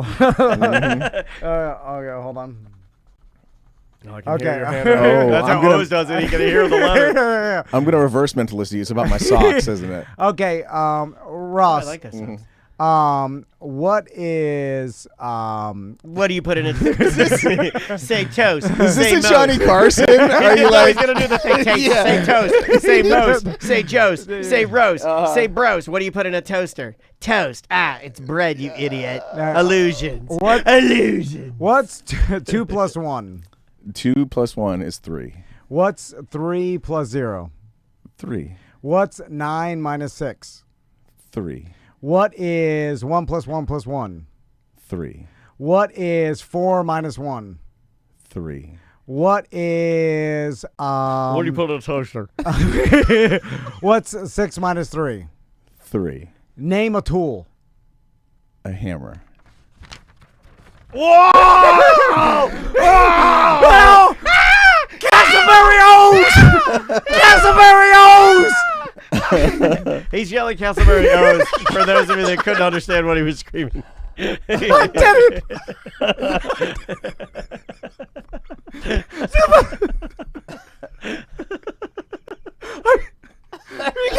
How do you feel? How dumb do you feel now? You've been Castleberry O's. Yeah, Melissa, put that on the internet. And tag O's. Tag Keith. Melissa the whore says you've been O'd. Anyway, Can I start calling her that on the show, Melissa the whore? Because it's a funnier name for a video person. So I think there's an element of what I just did for all. No, you're O's. For sure. You're the cereal, like I said. O's. O-H. Yeah. O's. And there's just a bunch of those type of things. There's O's Perlman. Is it Perlman? yeah, O's Perlman yeah. and honey bunches of O's. Because when I rolled a mental die, when they told Dan to do it, I came up 4 too. Yeah. There's just certain things. Name a hammer. I know when we would do like those with the, like the joke suggestion things, like joke on in, off. man. We're You not, do a we're not joke off. recording. We're just talking to Ross. Anytime they can say go to the what do you guys want, a holiday, Christmas, like you just have a Christmas joke ready for those fucking things. 'Cause Yes, the audience yes. is gonna shout Christmas at some point. Yeah, you kind of know there's only a certain amount of things that they'll, and then it's also, that's an element of like crowd work that you could do to make it pretend like crowd work. It's like improv does this a lot, I think, too, where it's like yell out something. And Hey, you- Robert, our And friend you Robert, picked the one he you loved want. your illusion. You're onto something here. Well, I'm gonna go on tour. Yeah, Castleberry O's. Oh, I better learn to juggle. I better get better at it. I can Me and juggle. Dan, I'm gonna Text Charles and say, we're stealing your fucking job. coming for you, you piece of shit. Text him and say, like, we you can think do you're it. a good juggler? I just did with Keith. Castleberry O's and Little Peachock will fuck you up. Text. So warring with them. I'm Little Peachock. That's what I call it. I'm gonna dress like an Indian too. And I had talk with an Indian. Little Peachock. But IT.TP. All right. You should make like 100 videos where you just do that one trick to people. Just do that one trick, and then Craig is here. if anybody says Say hi to Craig. Say hi if to your anybody friend. says screwdriver, you just go wrong. Robert says, forget the podcast. This is your true calling. Robert's fucking with you now. My favorite part was how many times Tom had to think of a math problem that would result in 3, and how it was starting to get to him at the end. What's 3 plus nothing? The hardest part of that was trying to figure out what equaled 3. That's what I just said. All right. Castleberry O's. All right, save that. Boy, that Rob Reiner story's just getting nastier and nastier. Oh my god, that's crazy. It's so sad. Mm. It's so sad. Oh God, the weight of that. I and sure for the hope my people- daughter doesn't kill me. It's inconceivable. That's why I make sure my kids have guns. Yeah, make it I quick. don't want my throat slit. Yeah, Well, make it quick. Don't slit my throat. Again, Here you go, guys. What do you want? Again, the spouse, I can not only understand, I can almost maybe my wife will kill me one day. I'm almost afraid of. Sweet relief. But your own kid, no one worries about that. But he has a severe mental problem. Yeah. But even with the lots of kids have mental illness, and no one worries about them murdering their parents. How many parents are worried about their kid killing them? Probably this is very small percentage of the world. But this is different, because like this is a headline from Entertainment E! News the Entertainment Magazine, I guess. It says Rob Reiner's son Nick destroyed parents' guest house, stole money to pay for sex worker as teen. So why do you need to drudge up that he did all of that? Because the story's fascinating to people, so they just. I mean, it is. Like, but this has nothing to do with someone killing someone. Yeah, I think we can tell from the people being dead and their throats slit that there was some He serious had mental problems problems in the there. past, yeah. God damn. And lots of kids have stolen things from their parents for drugs. In fact, that's probably happened tens of thousands of times. I mean, like that's something that's happened to everybody. Someone That's knows. why I make sure my kids have drugs. They don't have to steal from me to get Like it. someone's heard that story in their friends and family totally. bubble. But having their kid kill their parent, that is insanely rare. Just Jen says, and I agree. I was talking about this with Andrea last night. She said, crazy, it started at a party at Conan O'Brien's house. It was Conan O'Brien's Christmas party. And right after, I guess, Rob Reiner's son Nick had a visible altercation and minced words with Bill Hader. Yeah, I saw that. And that is so here's what I thought about, not to make it sad, but like think of the amount of guilt and just weird shit floating around all of those guys at Christmas when all you were trying to do is just throw a Christmas party, and the Reiners showed up with their kid and they said, hey, can we bring our kid? Because, he's been acting weird. We want to keep an eye on him. And you're like, yeah, I'm Conan O'Brien. Sure, I'm a nice guy. I got plenty of hors d'oeuvres. Yeah, come on over. Like, in fact, I bet Conan knows him and is like, yeah, I know the guy. Bring him on over. And now that forever, they're going to be fucked up because of that. That's you'll be mentally fucked up because of that. I guarantee you, he's gonna have engraved invitation to his next Christmas party. It's gonna be like, if you don't have your invitation, you're not getting. I think you stopped doing parties after that, right? Well, that detail is kind of... Isn't it a weird detail for everybody to be harping on? Well, it's just everybody is... When these crazy anomalies happen, everybody just starts searching for some sort of evidence. It's like there's no evidence, or there's no reason for any of this. There's no this equals that. It's just a random tragedy that is inconceivable to think about. Yeah. Because it doesn't happen normally. It's also not something I could even imagine myself, even at my most mad, doing, not only to anybody, but certainly not my parents. So, well, I hope that it goes as speedily well and can be, tidied up quickly, I guess. That's all you can say, right? There's nothing really after this. It's like all a tragedy. Whatever happens to this crazy person is a tragedy. Whatever, it's like the all whole just thing's a tragedy. Well, there's still other people. I guess there's stepsisters. You know what, Tom? I believe in the good of the human heart, and I feel like maybe you can make some good come of this. Well, we're thinking about the good part of it. There's got to be something there. The good part of this is we will not get a third Spinal Tap movie. Oh, it's gonna ruin Spinal Tap now. That's just a joke that you asked. I was trying to fill in the blank. I don't believe that, nor do I. I don't want to be. Don't at me about being insensitive. If there's anybody sensitive to this shit, trust me, it's me. When I read the news and see this shit, I'm like, oh my god. All right, let's do it. Good warm up, Dan. All right, let me get Craig. That's an excellent color on you, buddy. Thank you, my friend. And this will air Monday. And Elite Vintage Apparel. Elite Vintage Apparel. You got it? I got the name right in my head. And Elite the Vintage tent, Apparel. the Longwood tent opens before the Eustis, or On Monday. Longwood opens on Monday. Monday. Maybe Well, Monday. Okay, the 21st is the scheduled That's what it's opening. gonna say. Okay, all right. That's what it says online. I like that he's looking shifty. Yeah, it says Craig got a business season haircut. They're like, he's looking sharp. Beard looks good too, man. Thank I you, don't thank think you. I've seen you with some facial scruff. You know what? That looks I nice. usually keep it a little shorter. I like it longer, but I mean, of course, I'm going to say Yeah, that of because course, I'm yeah. going into, and Ross is, of course, going to back What's me up. this? Yeah. Because we look like we're, I don't know what we're doing. Time chiming on beers. Let your hair, Did let I it call all you go. time? Dude. Let it I all think I go. called you time. You know the other thing I'm letting grow is my bush. Come on. It feels better. It just feels better with Doesn't hair. it bother you? No. It bothers me. Yeah. Well, what are you doing down there? What bothers you No, doing? no, what? it's just like I don't need like hair rubbing against my underwear. Then maybe you're one of these pouchers. You're closer to a poucher than I am. Are you a poucher?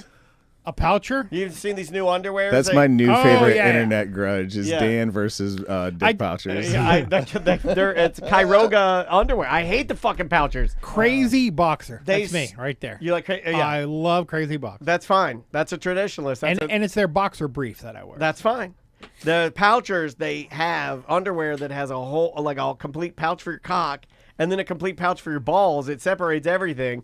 And I'm just like, how are we going to get any railroads built in this country if everybody's stuffing their cocks in the pouches? That was the comment I made on there that I think made them mad. I gotta cradle my pee-pee away so it doesn't get hoist. Yeah. Oh my God! I sat on my balls, and now I can't deliver packages. That's you, Richard Herron. You pussies. No, I just think it's weird. I just think I can't. It's one step away from having a cod piece, like a fucking full-on It's just weird. guar You don't cod need piece. it. It's an unnecessary thing. What happened to good old-fashioned elastics all blown out, gray, white Hanes? That's what I wear. I wear Hanes. Do you really? I wear briefs. White Army issue Hanes briefs, and it's all I wear. So I would, my wife would buy me underwear for Christmas, and whatever she bought me, that's what I wore. And then like 4 years ago, she got me crazy boxers. And it was funny because she had gotten these themed ones with like Star Wars and stuff on it. Yeah. And they were so nice. I said, this is all I want now. And I literally went online, ordered some more, and threw away all my old underwear to where that's all I have. I need now. to throw away all my old underwear because they're all stained up. Yeah, mine were pretty bad too. Yeah. And even better, they make, because they have all these themed ones. Yeah. I have all these casino boxers now. Casino which is underwear's what I badass. wear whenever I go to gamble. So, like, I don't wear them on a daily basis because I'm afraid I'll wear them down. That's my gambling underwear. Yeah, I like that. DeBerry Joe says he wears it because he doesn't like his hog sticking to his thigh. This is the second time he's thrown that comment into the chat room, and I don't know, man. I don't know. No, that's not a normal person's problem. Yeah, I mean, I I never don't run into that. I mean, and also I don't. When anybody says that, I'd have to see it. Like it'd have to be total big.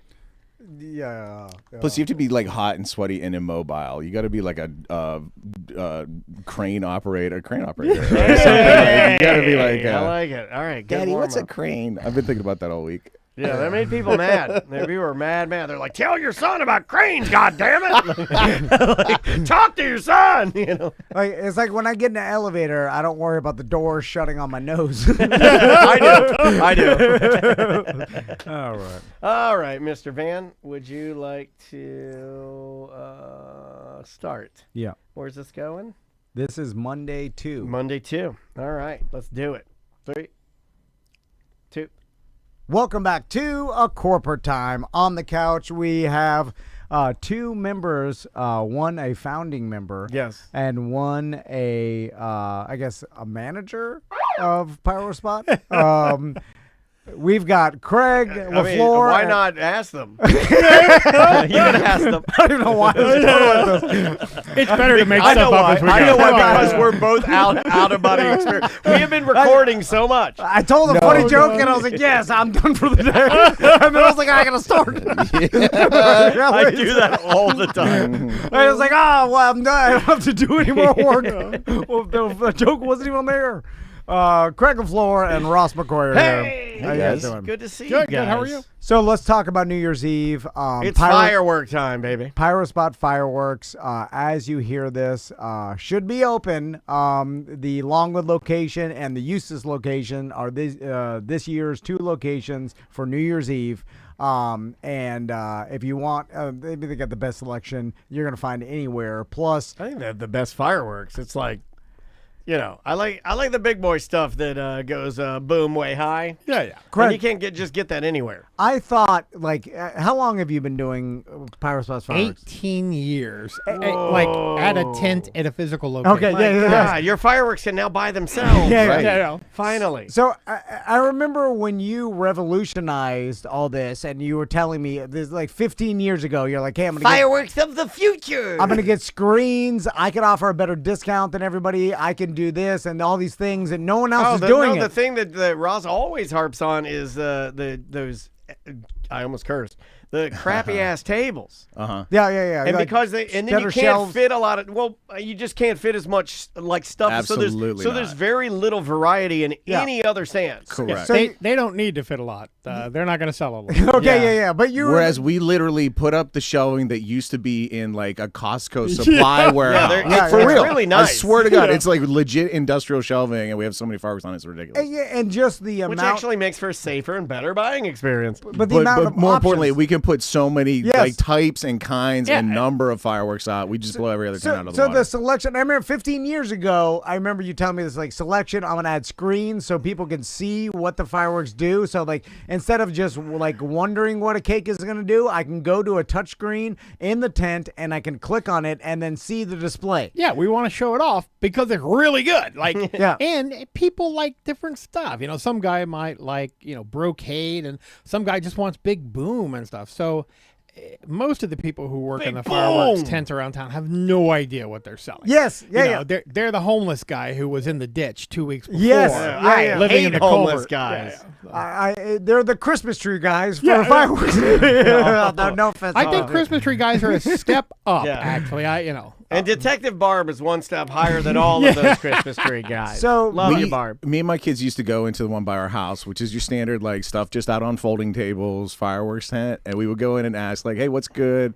Help us find some stuff." And they'd be like, literally every year they would be like, "It's all out there. Just look at it." Yes, that yeah. literally was the answer every year. No customer service. In 15 years ago, Craig, when you were explaining this all to me, and then you did it, and I watched you do it, and then unbelievable success, I said to myself, I'm like, oh, well, other people are going to copy this for sure. And we're going to see tents around Central Florida change to Craig's model because Craig's killing it, and no one's done nothing. There's a little bit. Like the way I do my tents and the way we have the backing and stuff, a few people started to do something similar.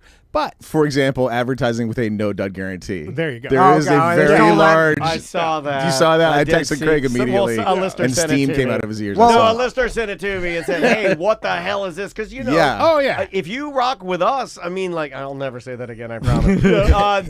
But there is a loyalty there. They're looking after you, Craig. They're like, well, "Who the hell is this guy? Is this Craig?" I'm like, "Absolutely not." like I spend a lot of labor setting up our tents because instead of tables, it takes a lot of people and time to set up rack shelving and everything else. Yeah, especially the So, way Craig sends us out with the layouts. The layouts he sends us out with, it takes a lot of time. I am pretty bad. I'm like, okay, this is 37 inches from here to here. Like it's a full graphical layout of where everything has to be with measurements.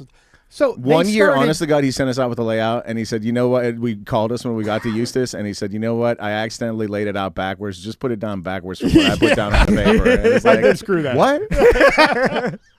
Yeah, so they tried to copy me for like a year, but then realized instead of a guy setting up the tent in 8 hours, it took 6 people a day to do it, and they just quit after that. They're like, all right, we're not in this for it's too hard much work. money. Yeah. Well, because you have to sell a lot of fireworks to Yeah. make that worthwhile, right? And they're not going to. Tom, as a loader, imagine how much effort it takes. Like that steel shelving, we have it in a warehouse in a corner, like covered in spiders right now. Imagine the effort it takes to get it out of that corner, load it onto a truck, drive it to a tent in Longwood, and set it up, and then sell all the stuff and then break it down and put it back in that dusty spider corner. Those The are loading and the imported unloading Chinese alone. spiders, man. Yeah, no, you can tell a Chinese spider. all right. I'm not gonna do it. I'm not gonna do it. I know. It's a side. I'm gonna write down my guess and let Tom guess it. Ooh, racist O's. Oh, that's a better one. I'll work on that. 10,000 sideways. So, Craig, and for New Year's Eve, you guys have the same stuff that you have for 4th of July. It's just obviously 4th of July is a little more busy, but it's the same inventory, correct? Yeah, we actually had a container come in a few weeks ago, so we did get a couple of new items in. It was stuff that I had actually ordered for next year, but it came in early, which is kind of a bonus. Okay. Yeah. So we'll have a few new items that we're really going to premiere next year, but it's mostly the same inventory. Anything that you could highlight at all? Is there anything new that you're like, well, this is new? Because I know, they incremental, especially now with technology. But is there anything that you've been wanting for a while that you got? Yeah, actually, there's a couple of 200-gram cakes that came in, and of course, I can't think of the name of them right now. Oh, it's because, fine. you It's know, fine. I know my personal favorite new name. I love the stylizing they do over there in China for these fireworks. They've been doing for years One Bad Mother. Yeah, and that led to One Bad Granny, with Right. both of which we have. And this year, for the first time at Fire Spot New Year's Eve, we'll be offering One Bad Baby. don't forget. One Bad don't forget. Baby. There's also One Bad Mother-in-Law. Right. Yeah. So new in the One Bad series is One Bad Baby, And it's a really good. Oh, one. man. and with is- this granny and this mother and the mother-in-law, it's gonna be a This really is bad my baby. second favorite series, right behind John Wick. is the One Bad series. Hey, wait till you see One Bad Stepdad. that one's somehow the worst. Because we know what happens. All right, sorry. So Craig, do you still have the Gatling gun? Is that fad? No, we still have some, and the greatest thing is actually sitting outside of my office right now. I have a whole bunch of stuff that was dropped off for demo for next year, and I have a mini Gatling gun. Oh yeah. For babies, it's for One Bad Baby. It's like this long, and we haven't taken it out to test it yet. But we people will. are gonna make kids fight with them this year. Oh, yeah. For sure, 100%. It looks designed for that. You know what? How? Let's do a Running Man stream with our children. And Okay. Every year, and I'll do this year as well, I go to the Power Spot tent, and I'm a nostalgic type of guy, and I always gravitate towards the smoke bombs. And I like a smoke bomb. I like a I'm good. glad you do that. I like a smoke bomb. I also like the fact that they stain my concrete and then leave green, white. Yeah, but they leave like a reminder of fun. You know what I'm saying? Well, with that little bit of fire that comes out of a smoke bomb is so hot, it's the surface of the sun. Oh yeah. Yeah, But- it's so hot. But then when I see the smoke bomb, like where it burned like red or green into the asphalt of my road, when I walk by it, I'm like, I remember that day. Yeah. like it's like a Memories. it's a memory. It's of like hillbilly arrowheads. When we got a new driveway, for the same reason, I did a bunch of snakes. I No, was no, like, oh, I that's want to make great. some Yeah, memories on the new driveway. but there hasn't been any changes in the smoke bomb world. Oh, come on! You are just out of it. Right. Okay, I'll go. Craig, I now- love it. Tell this man he doesn't know No, nothing. I'm sorry. Boo this man. Because I Craig. don't get that little. I like Craig said, hold on a goddamn minute. I call them the little roundies. No, and then the big boy. They've got so many crazy things now that, and most of it I just ignore. But they have a couple that are really nice. That it's a big tube of smoke, and it changes colors as it's going to red, white, and blue. hold I on. don't know this Patriotic one. smoke bomb? Yeah, there you go. Looks like a stick of dynamite. Okay, Yeah. all right. And then there's another one that does, and I don't think it was on purpose, but it's the Mardi Gras colors. It's like the purple, green, They and absolutely gold. do because it has a fleur-de-lis on the packaging. Yeah. Yeah. That's awesome. And then I watch my kids and all the neighborhood kids run around it and they inhale. cough.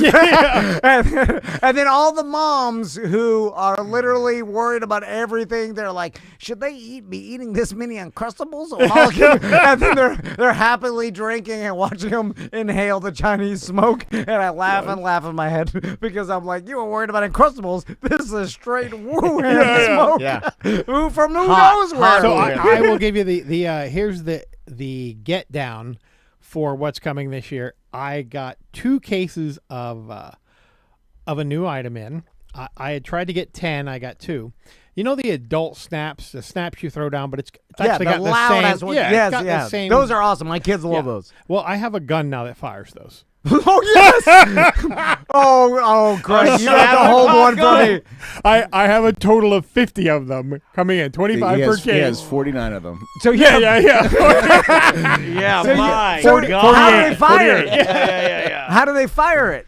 So you load up like You just like load in you a would. 22 long rifle behind it. Yeah, you load up like 6 shots in a chamber, and I think it's got like 6 chambers in it, Wow. and you can rotate it, and it'll fire 6 rapid fire if you Wow, like. Or you can could do have like one a at high time. noon showdown with a snap. Will it still make a stain mark on a white T-shirt? Because that's how we used to fight. is These ones leave a hole in a white T-shirt. I Yeah. can assure you. So is it shooting the snap up, or is it like a cap gun exploding the? No, it's shooting it out. Oh yes. Yeah. Because So it's a I- projectile. I first- Interesting. That's what I want, because at first I thought it was like a cap gun. It just makes the noise. Oh no. Oh, it shoots it out so you can Yeah, it hit shoots- someone. Oh, this is awesome. Because it still needs to hit like like the ground or whatever For it to explode, yeah. Do not shoot these at people, not the adults. No, but, well, you have to say it legally. Yeah. I'm gonna say go ahead and shoot them at your kids. Shoot them. Oh at my your- God! I would say shoot them at everybody you can. Shoot them at first responders. Yeah, I'll be shooting I'm at every joking. guest. I'm joking. I'm pretty Shoot sure them at old people. those are and going to go first- pretty quickly. You start with so. old people, then you work your way up to first responders, then handicapped people. Listen, at Pyro Spot, we're safety first. That's why we're selling this and eye targets. Eye target. We used to ride our bikes, and you'd have a handful of snap or pocket. You have a pocket full of snap pots, and you'd have to get a white T-shirt. Did you do this?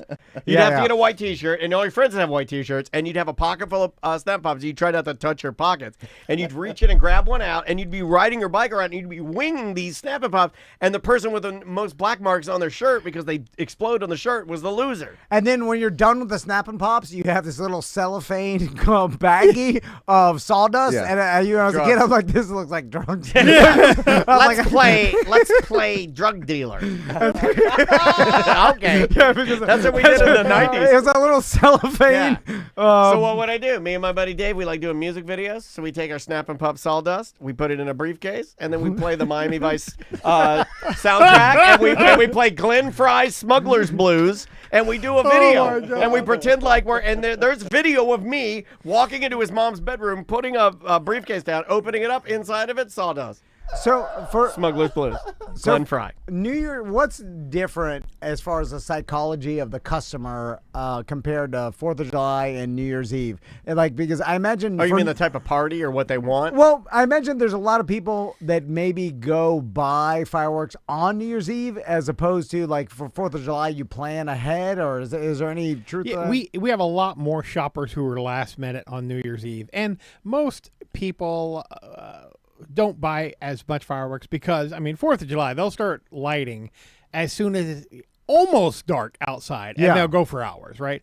For New Year's Eve, you have people who will start at dusk, and then your hardcores who will wait till 11:30 at night because they want to do it midnight or something like that.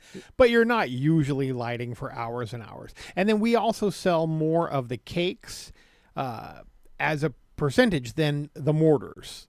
So during 4th of July, people buy a ton of mortars, and we still sell a lot, but it's definitely a different mix, a sales mix for mortars versus cakes. More cakes for New Year's Eve, less mortars. So. And I will say, there's a lot of people, Pyro Spot has such an array and a selection of really good fountains. And I know, they're like, fountains, but you can get really cool fountains. I like fountains. Especially if you, don't have the area to set off mortars. And a lot of people have that. They live in, me. Yeah. I don't. Behind my house, it's I live in a townhome. I could throw some fountains down there and have just as much fun and make it look great. And they are extraordinary fountains that are not your GD Winn-Dixie BS. No. These things are putting on a 2-minute long straight. Pretty awesome. And it changes. It'll just like a cake. It'll change to there'll be report, and then there'll be colors, and then they'll change. A lot of crackle. There'll be crackle, and then there'll be an ending. An underloved Hershey's candy bar is crackle. Is the Excalibur fountain the Exodus. Exodus Goes 4.5 minutes. Yes. It's wild. I like. It did take that long for the Jews to leave Israel. It's my personal favorite. My wife likes the One Bag Granny actually in that fountain side, and we're talking those are 500 gram fountains, which I used to poo poo too, Tom. I was like, See, 500 I gram. like Amazing. I think that's my favorite 500 Dude, gram. and people come in and ask for Amazing. I go over to the computers. I'm like, watch this. I play Amazing and I play Exodus at the same time. Amazing goes and it's great and it's a good time, and Exodus is still going. Yeah, and then this last year we got Evil Priest, which is probably the biggest, longest of the ones that we have. Amazing and Evil Priest, we've had people come back and just say, give me a whole cart of that. Yeah. Those are two that just fly off the shelf. Evil Priest too. It looks at your kids weird. Yeah. You know what that guy wants to do to you, pee-pee. It ends with blood red. Blood red fountain. It's sad. I'm sorry. So now, like we said, the tents are open now as this airs. Don't you want to ask any questions about Elite Vintage? vintage apparel. Well, that's something. Power to Spot go do. Longwood's open right now. Used to still a couple days, right? Yeah. So Longwood will open on Monday if we get everything set up in time. Please God, let us get everything set up in time. Eustace will open on the 26th, day after Christmas. Okay. And you can check out I Need Fireworks. I want fireworks.com. Yeah. We should say I need it though, because that's funny. I need fireworks. Yeah. Another guy copied me. I did I want fireworks, and then like 2 years later, he got I need fireworks.com. Oh, man. Of course. I bet you were mad that you didn't buy that too. I was hating on myself. Yeah, then you need to buy I got fireworks. Take that. Well, do you want to finish that story, Craig? Because this guy also has a fireworks business, and Craig went and bought out all of the domains that he could possibly have for his fireworks business. So you're like me. So he has, his own name and everything. I bought every rendition of that you could possibly have of his name in like .com, .co, Yeah, like every .net, get them all. You're petty like me. Yeah, get them all. And spend your own money on thousands of dollars. And if you Crush his type world. if you type it in wrong and you type in that name, it redirects to mine. So There you go. Take that. Advantage Power Spot. So before we get to the clothing, my favorite story of all time was how like the local municipality used to give out fireworks license to sell it. They did it by a foot race, which was amazing. It was first come first serve for the permits. Yeah, But then it became a crazy thing to where they're like, well, you have to stand behind this line and we'll open the door at 9:00, which turned into a foot race to the front door at 9:00. I mean, and then Craig used to hire local high school track team why stars wouldn't you? Come on now. Smart. to run for Power Spot. And they line up Yeah. 3-point stance. A combler. I had a couple of wrestlers Why too to not? kind of run interference. Yeah, you need some wider guys to run slow and slow other people down. And Thank they're you, Brian Blocker. Yeah. God, that's my favorite story of all time. I'm like, yes. I remember talking to him about that when you were doing that. And now they do it sensibly with just a straight fishing tournament. It takes a lot longer. But it's a fun time. Yeah. Bring the family out. So where are we at with the clothing? We talked With Elite Vintage Apparel? Is that what Elite- you're saying? Elite yeah, Vintage yeah. Apparel. I bought some clothes. I don't know if you heard. Yeah. No, we've been talking to Ross about it, like the thrift con The and crack jacket. Yeah. We talked about Are they that. all up online already, or they're still? So we have, as of today, I think we have like 505 different items lined. That's a now on some lot. of them we got like 10, a quantity of 10 or something, but we're selling really well. Our what they call the sell-through rate, which is the amount of items that you're selling based on how many you have up. So ideally, your sell-through rate is about 0.5%. So if you have 500 items up, then you should sell like 2 to 3 items a day. Well, we're averaging like 6 to 10 items a day that we're selling. So we have to keep lining new items. So, Tom, yesterday, Craig and I personally went through a bunch of bins looking for his number one seller to line and get a bunch of stuff sold. So yesterday, we went through a bunch of bins looking for 4X to 6X jackets, which, again, are our number one sellers. Oh, yeah. We put So you a guys little are- bit of everything up So you guys online. are selling premium urban wear for the fashionable fat guy. So No, I'm not kidding. No, That's it- what you're selling, yeah, right? Absolutely. Like Ralphie May. We have- Ralphie May wore some of the most stylish and awesome clothing, but like, where do you find a 4X or 5X jacket? So we have all different sizes, but if you want an actual designer 4X5, if you want a Pepe jeans, especially a vintage jacket, Tom's a Pepe man. I said this yesterday. it's hard to find like a Or vintage Monday. 5X jacket, period. You can't get between Tom and his Pepe. I want a 5S Pepe. It's insane how many like 4, 5, and 6X jackets. They're flying off that the shelf. we Well, I mean, they're kind of like rolling on. Like, I literally had to order new boxes because we ordered shipping how much boxes. is We the figured shipping everything for a out. 6X Pepe? That's like $300. No, it's like depending on where you live. The most is like $13.50. Oh my God, Merchman, are you listening? Oh my God, we're way overpaying. But yeah, it's insane. So, and in fact, while Ross was playing around today, that's exactly what I did today. Actually, is continue to go through bins, pulling out Was that a shot at Larger Ross because he jack- was playing No, around? no. Okay. Why are you playing around? You Craig get to forgot work. that he told me he was going to text me if we were going to work today. and he Yeah. didn't. Yeah. There were just a couple of us there today. We took it easy. So. Craig, how is Well, you it? can't if you're all you need is 3 items a day and you're up to 8 items a day. I say take it easy. How is it that you retired and you're working harder now? Yeah. This was not the plan. He's got 3 businesses going. Yeah, I know. I There swear were to a God, couple of things. he ran out of cardboard boxes to put 6X jackets into yesterday, and so he was consolidating boxes, like stuffing more 6X jackets into different boxes so he has a couple free. And he was like groaning and grunting and doing that yesterday. I swear to God, I walked up and said, "Gonna retire and take it easy." Oh my God. You can't. That's He's addicted to that's it. a businessman's curse. Well, I did not know that, after I retired, we were going to put tariffs on Chinese goods. We were going to crash the stock market. I mean, there was a few other things that Sure. happened. But also, I like to make a buck. Yeah. And, the businessman's curse. I mean, I am sure you guys talked about ThriftCon. Yeah. And, my friend Jeremiah, who we have the business together, his son was selling his stuff. Well, he had a quarter of the booth. He probably did 4 times our revenue because, we're selling jeans for $20, $30, $40.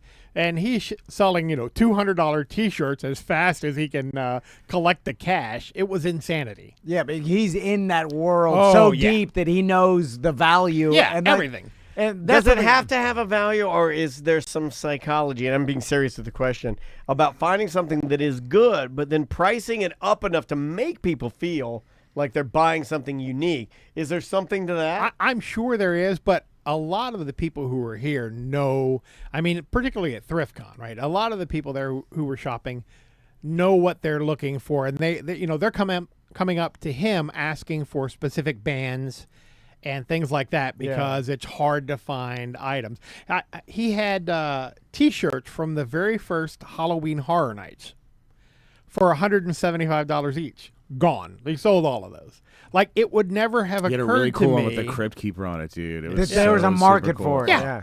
I mean, of course, it probably was $50 when it first came out because it was Universal. But, I mean, he sold out of those quickly. And He knows all these like mini markets for like, the Halloween Horror Nights, the theme park people are looking for this old Horror Night Well, shirts. nerds do And- love a lot of that stuff. yeah. I mean, And- it's kind of like what our buddy, we have a buddy that does sculptures. And he's just looking at what people are into, and he'll just like, I'll sculpt what you're into, and then they buy it, I mean? he's so deep into it and a lot of the other people are. People would come up to him, they're like, hey, I'll give you these 2 shirts and $400 for that piece. And he knows what the shirts that these guys are holding are worth without having to go look that stuff up. I saw him trade with guys the shirt off their back multiple times. Yeah, 100%. Multiple times. And people come and buy shirts that were hundreds of dollars and then put that shirt on and walk away. That is crazy. It's the difference between a collector and a fan. Yeah. I mean, honestly, for a lot of the concert stuff, if you're going to buy the Nirvana shirt for, was it $1,300 and then put it on and walk away, you're a fan. Yeah, you guys. it's a flex too. It is. Yeah, A flex. oh, God, yeah. Have you guys dabbled or thought about dabbling in any of the whatnot stuff?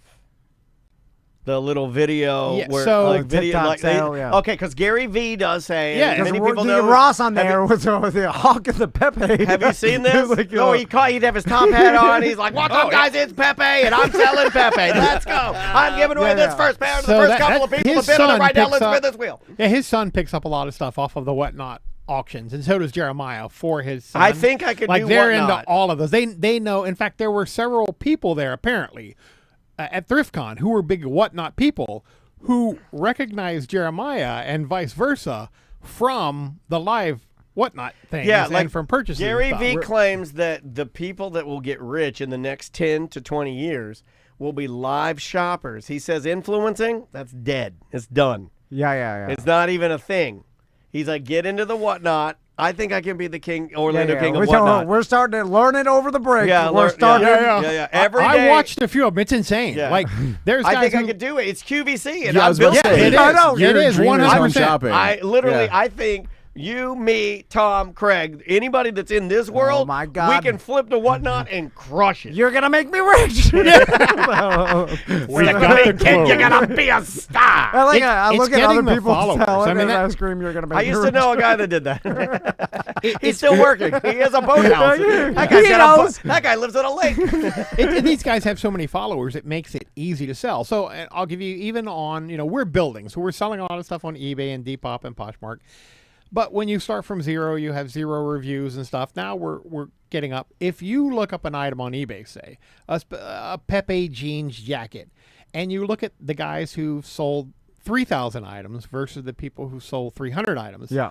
The one who sell 3,000 items, that Pepe exact same jacket will go for 45% more because of the algorithm, because that guy is getting that jacket in front of everybody who's searching for Pepe jeans jacket versus, me, they have to almost stumble across. And as we sell more, it improves and stuff. But if you go to eBay and you type in vintage t-shirt, it returns 10 million findings.